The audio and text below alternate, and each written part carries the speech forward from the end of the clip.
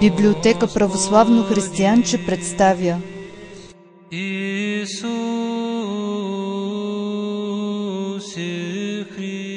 Свети апостол и евангелист Йоан Богослов.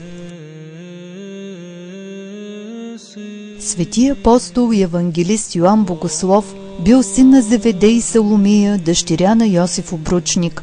Когато нашият Господ Исус Христос, вървейки покрай Галилейско море, си избирал апостоли между рибарите и вече бил призовал двама братя, Петър и Андрей, тогава той видял и други двама братя, Яков Зеведеев и Йоан, които кърпели мрежите си в лодка с баща си Зеведей, и ги призовал.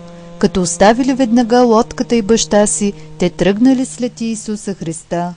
Свети Йоан Богослов бил много обичан от своят Господ Христос заради съвършеното си незлобие и девствената си чистота, но и той проявил към обичащият го учител любов, по-голямо от любовта на останалите апостоли, понеже през време на доброволните страдания на Христа всички те, оставяйки своят пастир, побягнали, а едничък той неотлъчно гледал всички мъчения Христови, състрадавайки му сърдечно, плачейки и ридайки заедно с пречистата Дева Мария, майката на Господа, и не напуснал заедно с нея пострадалият за нас Син Божий до самия кръст и смъртта на Спасителя.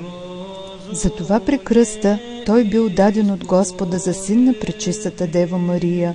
Светият апостол се отнасял към нея като към своя майка и служил до честното и славно нейно успение. След успението на Пресвета Богородица, свети Йоан се отправил заедно с ученика си Прохор в Мала Азия, където му се паднал жребий да проповядва Словото Божие. Светият апостол извършил много знамения и мълвата за чудесата му се разпространила навсякъде. В това време римският император Домициан повдигнал голямо гонение срещу християните и свети Йоан бил наклеветен пред него.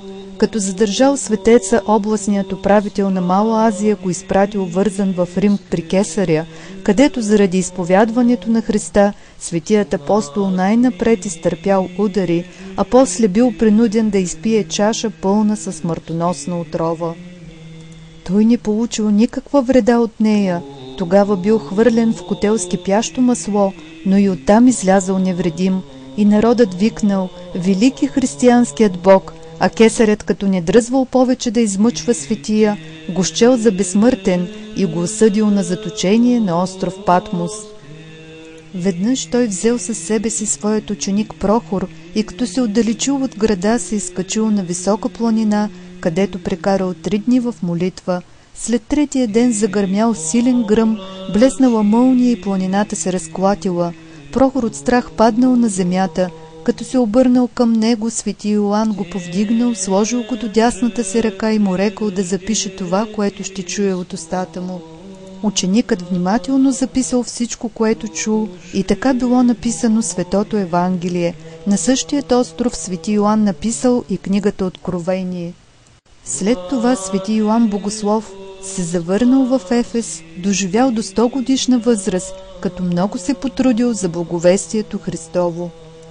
Като почувствал приближаването на смъртта, свети Йоан взел със себе си 7 свои ученици, в това число и любимият си ученик Прохор, и излязъл с тях извън града, спрял се на подходящо място и им заповядал да изкопаят гроб, дал им последни наставления, благословил ги, легнал в гроба и предал душата си на Бога. Християните, живеещи в град Ефес, след смъртта на апостола, разкопали могилата му, но не намерили тялото на апостола. Всяка година на този ден из гроба му излизал тънък прах, който изцерявал от болести пристъпващите с вяра към него. Освен Евангелието и Откровението, свети Йоан е написал още 3 послания.